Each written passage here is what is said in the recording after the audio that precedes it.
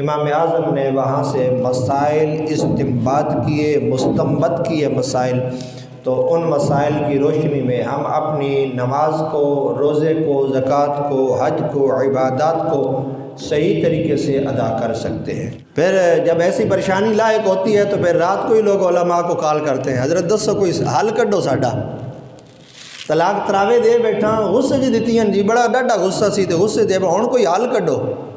ہن امام صاحب کیا حل نکالیں بھائی، تینوں تو دے دی ہیں، فارغ تو کر دی، اب کیا حل نکالیں؟ تو صبح جب ان کا غصہ ٹھنڈا ہوگا تو وہ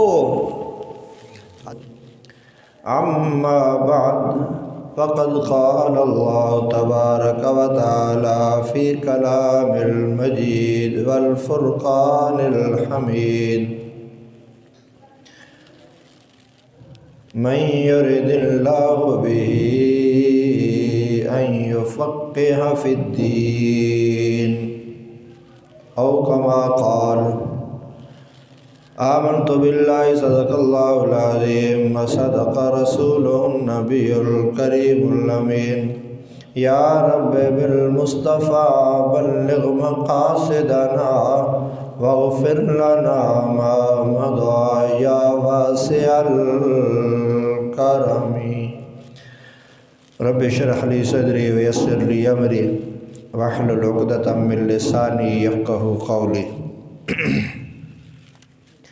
عزیزو،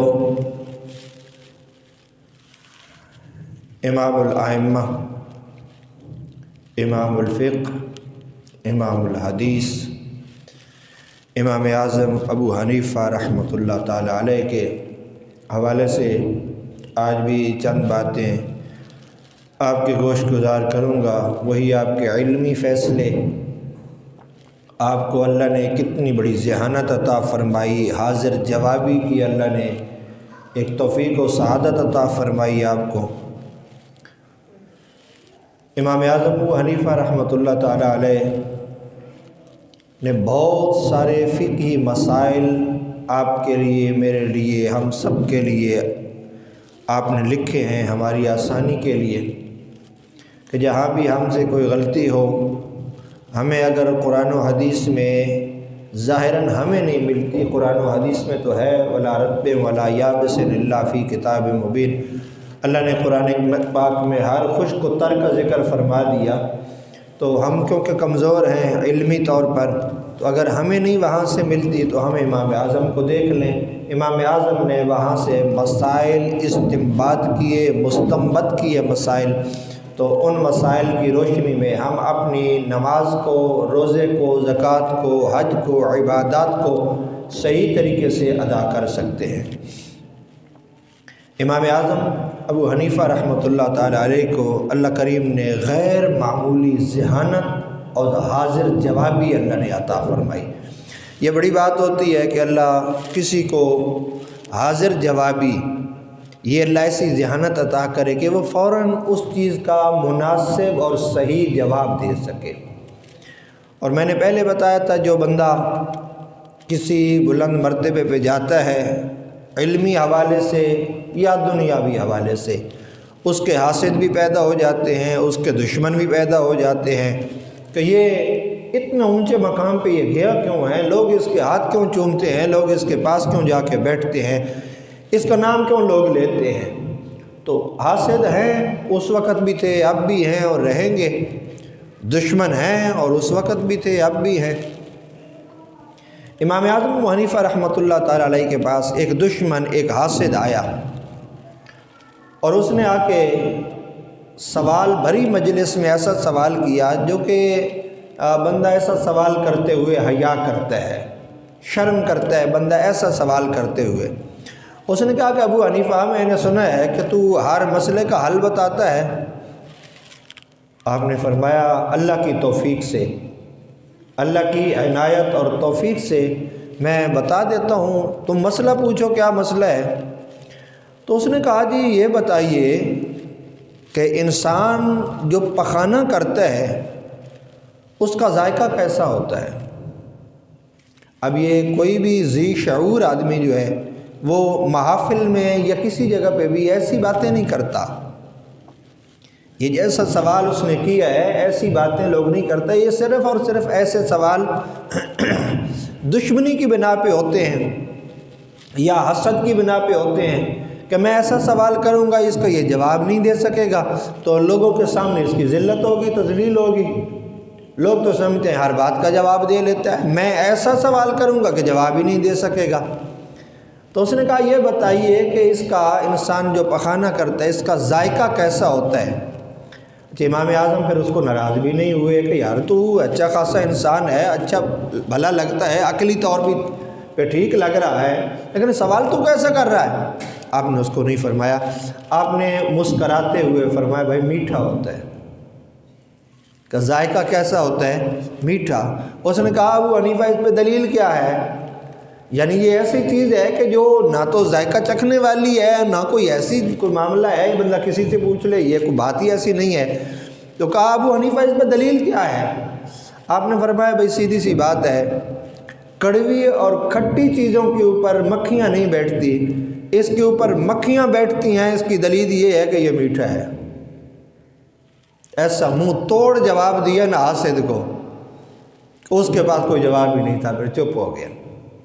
امام اعظم کے شاگرد جو ہیں ان کے آگے کئی ہزار ان کے شاگرد ہیں، شاگردوں کے کئی ہزار شاگرد ہیں۔ آپ کی مجلس میں عام طور پر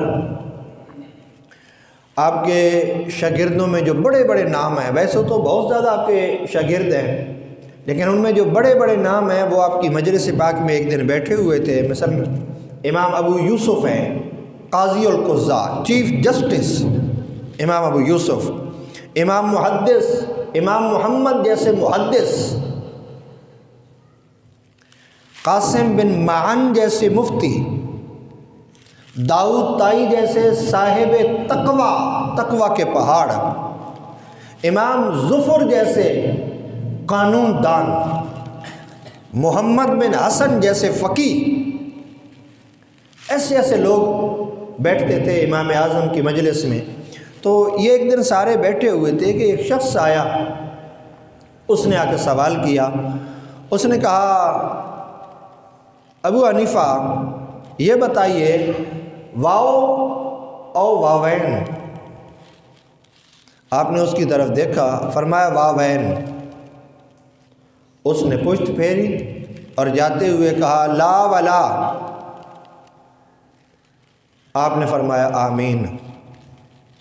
اب وہ سوال کرنے والا چلا گیا، یہ جو اتنے بڑے مفتی، فقیہ، بڑے بڑے صاحب تقوی لوگ بیٹھے ہوئے تھے، یہ حیران ہے کہ آنے والے نے پتہ نہیں کون سا سوال کیا ہے، آپ نے اسے کیا جواب دیا ہے، ہمیں تو کوئی سمجھ نہیں آ رہی کہ سوال اس نے کیا کیا ہے، آپ نے جواب، وہ پوچھنا کیا چاہ رہا تھا، آپ نے اس کو جواب کیا دیا، پتہ نہیں، کوئی سمجھ نہیں آتی کہ آپ نے کیا جواب اس کو عنایت فرمایا۔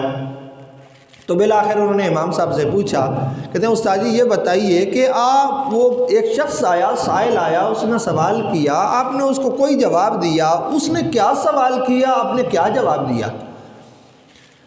آپ نے فرمایا بھائی وہ آیا تھا تو اس نے مجھ سے پوچھا ہے کہ التحیات جو ہے ایک واو کے ساتھ پڑھنی چاہیے یا دو واؤں کے ساتھ، والصلوات والطیبات یا والصلوات الطیبات، کیسے پڑھنی چاہیے؟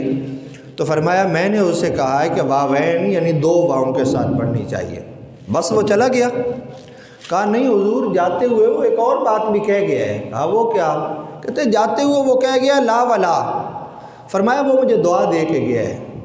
کہا حضور یہ لا ولا کون سی دعا ہوتی ہے، یہ کون سی دعا ہے؟ تو آپ نے فرمایا کہ وہ مجھے دعا دے کے گیا ہے کہ اے ابو حنیفہ تیرے علم کا شجر طیبہ، یہ جو اللہ نے تجھے علم عطا فرمایا ہے، اس علم کا شجر طیبہ ہمیشہ بڑھتا ہی رہے، اس کو کبھی جو ہے وہ زوال نہ ہو، یا کبھی گھٹے نہیں، کبھی ختم نہ ہو۔ تو مجھے جاتے ہوئے دعا دے کے گیا ہے۔ اللہ نے ایسا علم عطا فرمایا تھا امام اعظم کو۔ آپ کی مجلس میں علماء بیٹھے ہوئے تھے، ایک خاتون آئی، اس نے آپ کی بارگاہ میں ایک سوال کرنا تھا، لیکن بہت سارے علماء اور مرد بیٹھے ہوئے تھے، تو اس نے آپ کو ایک سیب دیا، امام اعظم کو ایک سیب دیا۔ آپ نے وہ سیب لیا سیب کے 2 ٹکڑے کیے، ٹکڑے کر کے اس کو سیب دکھایا اندر سے، پھر سیب کو بند کر دیا، اس کو واپس کر دیا۔ جو لوگ بیٹھے ہوئے تھے وہ بڑے حیران ہوئے کہ پتہ نہیں اس خاتون نے سیب دیا ہے، آپ نے کھایا بھی نہیں ہے اس سیب کو، کوئی کاٹ کے کھا لیتے کہ خاتون نے سیب دیا ہے کھانے کے لیے تو کاٹ کے کھا لیتے، کھایا بھی نہیں ہے، 2 ٹکڑے کیا ہے پھر اس کو واپس کر دیا ہے، تو کیا وہ 2 ٹکڑے نہیں کر سکتی تھی؟ اس کے گھر میں چھری نہیں تھی، چاقو نہیں تھا، تو یہ کیا معاملہ کیا ہے؟ بڑا سوچنے کے بعد ان کو سمجھ نہ آئی تو انہوں نے پھر امام اعظم سے پوچھا، کہا حضور والا یہ بتائیے، یہ خاتون آئی تھی، اس نے آپ کو سیب دیا، آپ نے 2 ٹکڑے کر کے اس کو واپس کر دیا، ہمیں بات سمجھ نہیں آئی۔ فرمایا وہ مجھ سے نا مسئلہ پوچھنے آئی تھی اور حیا کی وجہ سے وہ مسئلہ نہیں پوچھ سکی، اس نے مجھے سیب دیا، اور وہ جو سیب اس نے مجھے دیا ہے وہ ایک طرف سے سرخ تھا اور ایک طرف سے پیلے رنگ کا تھا۔ مسئلہ وہ مجھ سے حیض کے بارے میں پوچھ رہی تھی کہ یہ بتائیے کہ جب اس سرخ کے بعد یہ پیلے رنگ کا معاملہ ہو جائے، پانی آئے، تو پھر کیا میں طہارت حاصل کر لوں، غسل کر لوں؟ تو فرمایا میں نے سیب کو 2 ٹکڑے کیا، اندر والا حصہ جو سفید تھا اس کو وہ دکھایا کہ جب تک معاملہ ایسا نہ ہو طہارت نہیں حاصل کرنی، پاکیزگی حاصل نہیں کرنی۔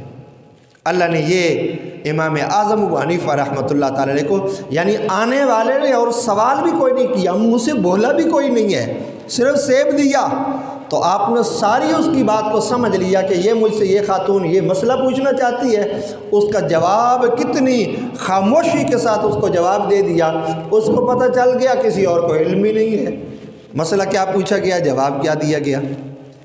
آپ کے دور میں ایک چور نے، ہم اسے چور ہی کہیں گے، تو چور نے کچھ مسئلے سیکھ لیے۔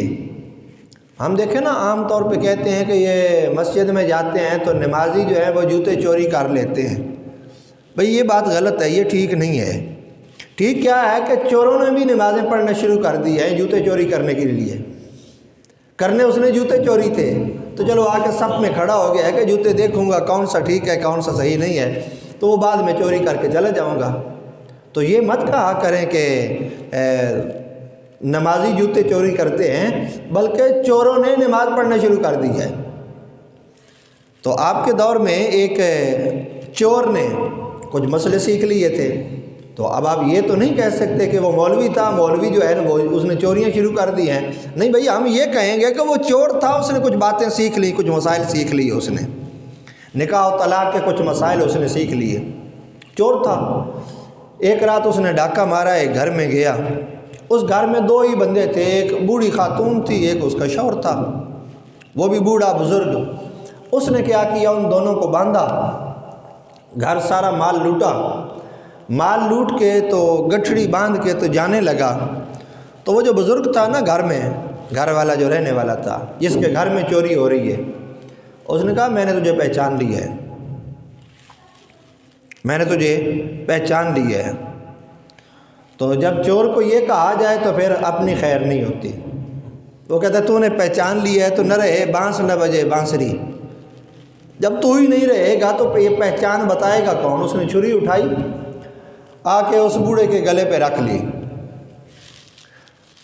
کہا تو قسم اٹھا کلا ماں کے ساتھ، کلا ماں کے ساتھ ایسی قسم ہے کہ تو قسم اٹھا کہ اگر تو میرا نام کسی کو بتائے گا تو تیری بیوی کو طلاق ہے،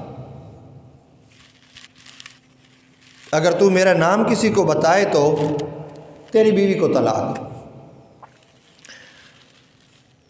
کلا ماں کی قسم ایسی قسم ہوتی ہے کہ جس کو یہ قسم ڈال دی جائے اور وہ قسم یہ اٹھا لے تو اس کی صورتحال یہ ہوتی ہے کہ وہ اس کی بیوی کو اس شرط کے پورے ہوتے ہی طلاق ہو جائے گی، چاہے وہ دے یا نہ دے طلاق، شرط کے پورے ہوتے ہی طلاق ہو جائے گی اس کی بیوی کو۔ اور یہ ایسی قسم ہے کہ وہ جس کے ساتھ نکاح کرے گا اس کو خود بخود طلاق ہو جائے گی، یہ ایسی قسم ہے۔ تو اس نے قسم اٹھائی کہ اگر میرا نام تو بتائے گا کسی کو، تو اب بزرگ آدمی ہے، پھنس گیا، مال تو پہلے چلا گیا، اب اگر کسی کو نام بتاتا ہے تو بیوی بھی جائے گی، اور بڑھاپے میں بیویاں بڑی پیاری ہوتی ہیں، یقین نہیں آتا تو جو بزرگ بیٹھے ہیں ان سے پوچھ لے ان سے۔ تو اس نے کہا تو مال تو پہلے چلا گیا ہے، تو اب بڑھاپے میں یہ ایک ہی سہارا ہے، اولاد بھی کوئی نہیں ہے، اکیلا سہارا ہے، بیوی ہے، تو اب کسی کو نام بتاتا ہوں تو یہ بھی جاتی ہے۔ وہ امام اعظم کے پاس گیا، امام اعظم کو جا کے ساری بات بتائی۔ آپ نے فرمایا بس ٹھیک ہے، تو نے اس کا نام مجھے نہیں بتانا۔ کہا جی ٹھیک ہے، آپ کو پتہ کیسے چلے گا؟ امام اعظم نے اس کی باتوں سے اندازہ لگایا کہ جیسے یہ کہہ رہا ہے کہ وہ جوان آدمی ہے اور ہے بھی اسی بستی کا، لگتا بھی اسی بستی کا ہے بھی جوان۔ آپ نے اس بستی کے تمام جوانوں کی دعوت کی اور اس شخص کو لے کر، وہ بزرگ آدمی کو جس کے گھر میں چوری ہوئی تھی، اس کو لے کے ایک جگہ پہ کھڑے ہو گئے جہاں سے آنے والا نہیں دیکھ سکتا تھا، وہ ہر ایک کو دیکھ رہے تھے جو اندر آ رہے تھے۔ آپ نے فرمایا بھائی جو ہی بندے اندر داخل ہونا شروع ہوں میں تمہارے ساتھ کھڑا ہوں، میں پوچھوں گا یہ ہے، اگر وہ نہ ہو تو تم نے کہہ دینا یہ نہیں ہے۔ کیا کہنا ہے؟ یہ نہیں ہے۔ اور اگر وہی ہو تو تم نے مجھے بتانا نہیں ہے، تم نے چپ رہنا ہے۔ کیا کہا ہے؟ اگر وہ ہو تو تم نے کہہ دینا، اگر وہ نہ ہو نا، یعنی وہ چور جو چوری کر کے گیا ہے، دوسرا ہو، میں تم سے پوچھوں گا یہ ہے، تم کہہ دینا یہ نہیں ہے۔ دوسرا بندہ، تیسرا، چوتھا، 10واں، 15واں جو بھی آتا رہے، اگر وہ نہ ہو تو تم نے کہنا یہ نہیں ہے، اور اگر وہ ہو تو پھر تم نے مجھے بتانا نہیں ہے، چپ کر جانا۔ بس ایسا ہی ہوا۔ اللہ نے کتنی بڑی ذہانت عطا فرمائی امام اعظم کو، یعنی بتایا بھی نہیں اس بوڑھے نے کہ یہ ہے، آپ کو پتہ بھی چل گیا کہ یہ ہے۔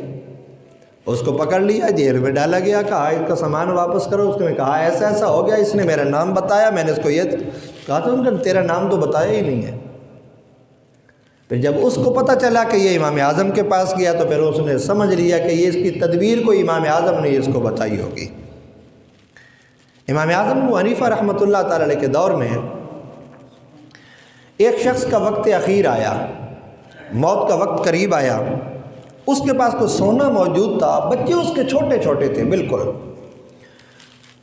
اب وہ بڑا حیران ہوا کہ بچوں کو یہ سونا دے کے جاتا ہوں تو بچے ابھی نابالغ ہیں، چھوٹے ہیں، بچے ضائع کر دیں گے یا کوئی ان سے لے لے گا۔ اس نے اپنا قریبی ایک شخص دیکھا، تعلق والا دیکھا، اس کو بلایا، ایک تھیلے میں سونا رکھا اور کہا کہ یہ سونا ہے میرا، یہ میں تیرے پاس رکھ رہا ہوں۔ ایک وصیت نامہ لکھا اس سونے کے ساتھ کہ یہ اپنے پاس رکھ لو سونا، میرے بچے ابھی چھوٹے ہیں، ان کو دوں گا تو یہ ضائع کر دیں گے، یہ وصیت نامہ ہے، اپنے پاس رکھ لو۔ وصیت نامہ کیا لکھوایا کہ جب میری اولاد، میرے بچے جوان ہو جائیں تو جو تمہیں پسند ہو وہ ان کو دے دینا، باقی تم رکھ لینا۔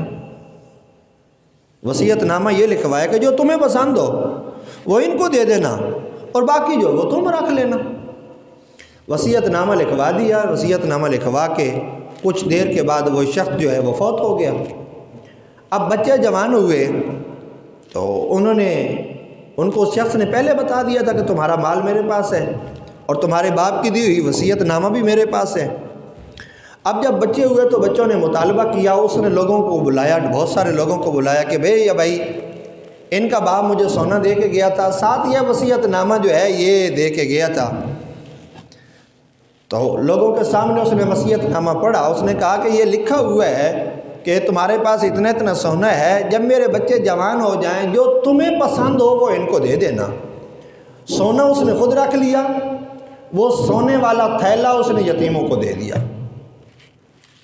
ہر بندے نے کہا یار یہ تو ظلم ہے، یہ تو زیادتی ہے، ان غریبوں کے ساتھ، یتیموں کے ساتھ زیادتی ہے۔ اس نے کہا جی وصیت میں یہی لکھا ہوا ہے، جو تمہیں پسند ہو ان کو دے دینا۔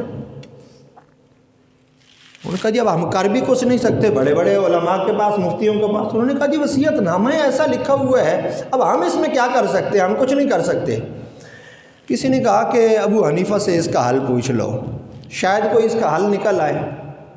امام اعظم کو بتایا گیا، آپ نے فرمایا اس شخص کو بلاؤ اور ایک دربار لگاؤ، بہت سارے لوگوں کو بلاؤ، اسے کہو بھی سونا بھی لے کے آ، وہ تھیلا بھی لے کے آ جس میں سونا ہے، خود بھی آ، وصیت بھی لے کے آ، سارے لوگوں کے سامنے وصیت پڑھو۔ اب ایک دن طے ہو گیا، وہ دن آ گیا، لوگ جمع ہو گئے کہ امام اعظم پتہ نہیں کون سا فیصلہ کرتے ہیں۔ جب آ گئے سارے کے سارے لوگ، امام اعظم بھی موجود ہیں، وہ بچے بھی نوجوان جو ہو گئے تھے یتیم وہ بھی آ گئے، جس کے پاس وصیت نامہ تھا وہ بھی آ گیا۔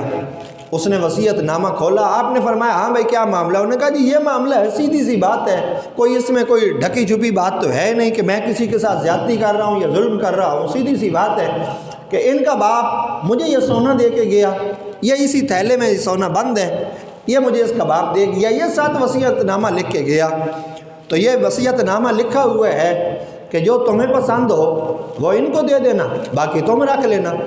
امام اعظم نے فرمایا وصیت نامہ پڑھ کے دکھاؤ ذرا۔ اس نے وصیت نامہ پڑھا، اس پہ یہی جملے لکھے ہوئے تھے، دو تمہیں پسند ہو وہ ان کو دے دینا۔ امام اعظم نے فرمایا کہ اس کو غور سے پڑھو۔ انہوں نے کہا جی میں غور سے پڑھ رہا ہوں، یہی لکھا ہوا ہے جو تمہیں پسند ہو وہ ان کو دے دینا، باقی تم رکھ لینا۔ تو آپ نے فرمایا تمہیں کیا پسند ہے، یعنی تم اپنے لیے کیا پسند کرتے ہو؟ تو اس نے کہا جی میں تو اپنے لیے سونا پسند کرتا ہوں۔ فرمایا وصیت نامہ پڑھو۔ وصیت نامے میں کیا لکھا ہوا ہے؟ وصیت نامے میں یہی تو لکھا ہو جو تمہیں پسند ہو، تم اپنے لیے سونا پسند کرتے ہو تو وصیت نامے میں یہی لکھا ہوا ہے جو تمہیں پسند ہو وہ ان کو دے دینا، باقی تو رکھ لینا، تھیلا رکھنا تو، سونا دے ان کو، کیونکہ سونا تجھے پسند ہے، سونا ان کو دے، تھیلا تو رکھ لے۔ تو امام اعظم ابو حنیفہ رحمۃ اللہ تعالیٰ علیہ کو اللہ نے اتنی فہم و فراست عطا فرمائی تھی، اتنا مرتبہ اور اتنا کمال رتبہ اللہ رب العزت نے امام اعظم ابو حنیفہ کو عطا فرمایا تھا کہ آپ ایک بات کی ذرا سی طے سے دوسری بات جو ہے وہ نکال لیتے تھے۔ امام اعظم ابو حنیفہ رحمۃ اللہ تعالیٰ علیہ کے دور میں وقت ختم ہو گیا، صرف ایک بات کر کے، باتیں بہت ساری ہیں، ابھی میرے ذہن میں بھی بہت ساری باتیں ہیں، علم میں بھی بہت ساری ایسی باتیں ہیں امام اعظم کے جو فیصلے تھے۔ ایک شخص میاں بیوی کا آپس میں جھگڑا ہوا، تو جھگڑے کے بعد شوہر کو بڑا سخت غصہ آیا، بیوی چپ کر کے بیٹھی ہے، وہ بار بار اس سے بات کر رہا ہے، وہ بول ہی نہیں رہی آگے سے، اسے غصہ آیا، اس نے قسم اٹھا لی کہ جب تک تو مجھ سے کلام نہیں کرے گی میں بھی تجھ سے نہیں بولوں گا۔ بیوی پہلے غصے میں بیٹھی تھی، اس نے بھی آگے سے قسم اٹھا لی، اس نے کہا جب تک پہلے تو مجھ سے نہیں بولے گا میں بھی نہیں بولوں گی۔ اب صبح اٹھے، جب غصہ ٹھنڈا ہوا تو اب بڑے پریشان ہوئے، پھر جب ایسی پریشانی لاحق ہوتی ہے تو پھر رات کو ہی لوگ علماء کو کال کرتے ہیں، حضرت دسو کوئی حل کڈو ساڈا، طلاق تراوے دے بیٹھا، غصے جی دیتی ہیں جی، بڑا ڈاڈا غصہ سی تے غصے دے ہن کوئی حل کڈو۔ ہن امام صاحب کیا حل نکالیں بھائی، تینوں تو دے دیا، فارغ تو کر دیا، اب کیا حل نکالیں؟ تو صبح جب ان کا غصہ ٹھنڈا ہوا تو وہ حضرت سفیان ثوری کے پاس گئے، کہا حضرت ایسا معاملہ ہو گیا ہے کیا کریں؟ ہم نے فرمایا سیدھی سی بات ہے بھائی، تم میں سے جو قسم توڑے گا، جو حانس کہلوائے گا یعنی قسم توڑنے والا، تو وہ تو قسم پوری کرے گا، ایک کی تو قسم ٹوٹے گی ٹوٹے گی، یا میاں کی یا بیوی کی، ایک شخص کی تو قسم ٹوٹے گی تم دونوں میں سے، تو اس کا اور کوئی حل نہیں ہے۔ اور اس دور میں جو شخص قسم توڑتا تھا اس کی پھر مرتے دم تک لوگ گواہی قبول نہیں کرتے تھے، اس کی پھر گواہی قبول نہیں ہوتی تھی کہ یہ اس نے تو قسم کو توڑ دیا، یہ ہماری بات کا کیا پاس رکھے گا، اس کی گواہی قبول نہیں ہوتی تھی۔ اچھا یہ گھر آ گئے، واپس آ گئے، بات کو مختصر کروں، واپس آئے امام اعظم کے پاس گئے، اس نے ساری بات جا کے امام اعظم کو بتائی، امام اعظم نے فرمایا کوئی بات نہیں، جا تو گھر جا، وہ تیری بیوی ہے، ہیلو ہائے کر جا، موجیں کر جا، باتیں کر، اس سے کوئی قسم نہیں تیری ٹوٹی، جا شاباش چلے۔ وہ گھر گیا، اس نے بیوی سے باتیں شاتیں کرنا شروع کر دی، بیوی نے کہا تیری تو قسم ٹوٹ گئی، تو حانس ہو گیا، کہا کوئی نہیں ٹوٹی، کہا کیسے؟ کہا مجھے ابو حنیفہ نے کہا ہے جا کے باتیں کر، کوئی نہیں میری قسم سے۔ اس نے کہا سفیان ثوری نے کہا تھا ٹوٹ گئی ہے، قسم ٹوٹے گی، چل ہم سفیان ثوری کے پاس چلتے ہیں، دوبارہ بات پوچھتے ہیں۔ وہ سفیان ثوری کے پاس گئے، جا کے بات بتائی، تو اس شخص نے کہا جی مجھے ابو حنیفہ نے کہا تیری قسم ٹوٹ گئی ہے، تیری قسم نہیں ٹوٹی، تو جا کے باتیں کر۔ تو سفیان ثوری نے فرمایا کہ یہ ابو حنیفہ کیا کرتا پھرتا ہے، حرام کو حلال کرتا پھرتا ہے، چلو میں بھی تمہارے ساتھ چلتا ہوں، ابو حنیفہ سے جا کے بات کرتے ہیں۔ سفیان ثوری رحمۃ اللہ تعالی علیہ وہ بھی تشریف لائے ان دونوں کے ساتھ، امام اعظم کے پاس آئے تو آ کے کہنے لگے سفیان ثوری، ابو حنیفہ تجھے یہ کس نے اختیار دیا ہے کہ تو حرام کو حلال کرتا پھرے؟ کہا حضور کیا ہوا؟ کہا بھی پوچھ رہے کیا ہوا؟ یہ شخص تمہارے پاس آیا تھا، اس کی قسم ٹوٹ گئی ہے اور تو کہتا ہے کوئی ٹوٹی چھوٹی نہیں ہے، جا گھر جا موجے کر باتیں کر۔ تو امام اعظم فرمانے لگے حضور ان کی بات تو غور سے سنیں، یہ کیا کہہ رہا ہے؟ کہا دوبارہ بتاؤ بھائی کیا کہہ رہے ہو؟ اس شخص نے کہا جی میں نے پہلے قسم اٹھائی ہے کہ جب تک تو مجھ سے نہیں بولے گی میں تجھ سے کلام نہیں کروں گا۔ تو آگے سے اس نے بھی قسم اٹھا لی ہے کہ جب تک پہلے تو مجھ سے نہیں بولے گا میں بھی نہیں بولوں گی۔ امام اعظم نے فرمایا مجھے یہ بتائیے کہ جب اس نے قسم اٹھائی ہے، اس کی بیوی جب بعد میں قسم اٹھا رہی ہے، بھلے وہ قسم اٹھا رہی ہے بول تو رہی ہے اس کے ساتھ، وہ بھلے قسم اٹھا رہی ہے لیکن اس کے ساتھ بول تو رہی ہے، جب اس نے بول لیا اس کی قسم تو پوری ہو گئی، اس نے تو قسم کو توڑا ہی نہیں ہے، بعد میں جا کے یہ اس کے ساتھ بول پڑا، اس کی بھی قسم پوری ہو گئی، اس نے بھی نہیں قسم کو توڑا تو دونوں کی قسم پوری ہو گئی، کسی نے بھی نہیں اپنی قسم کو توڑا۔ تو اللہ نے اتنی فہم و فراست، ذہانت اور بلند علمی مقام امام اعظم ابو حنیفہ رحمۃ اللہ تعالی کو عطا فرمایا۔ اللہ کریم کی بارگاہ میں دعا ہے اللہ ان کے مراتب کو، درجات کو مزید بلندیاں عطا فرمائے، ان کے صدقے اللہ ہمارے حال پہ رحم و کرم فرمائے۔